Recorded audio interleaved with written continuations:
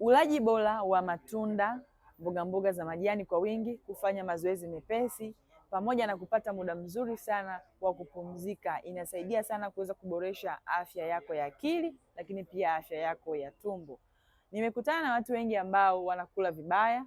lakini hawajui mazoezi sahihi ya kufanya na hawapati muda mzuri wa kupumzika, na imekuwa ni chanzo cha wao kupata changamoto nyingi sana katika mfumo wa mmeng'enyo wa chakula, hasa kukosa usingizi, lakini pia mtu anapata shida katika tumbo lake kujaa gesi ama kunguruma, lakini pia kiungulia kikali sana na kushindwa kupata choo vizuri. Ikiwa kama unapitia hali hiyo, lakini umejaribu kufanya mbinu ama njia ambazo nimekuwa nikizielekeza, aidha kula vizuri, lakini pia kufanya mazoezi na kupata muda wa kupumzika, lakini bado umeona changamoto yako inazidi kuongezeka kila siku, basi unahitaji uangalizi na utaratibu maalum ambao utakusaidia wewe kuweza kurudi kama zamani. Ikiwa ni wewe unaangalia video hii na unatamani kuweza kupata hili suluhisho, wasiliana na mimi moja kwa moja ili niweze kukusaidia.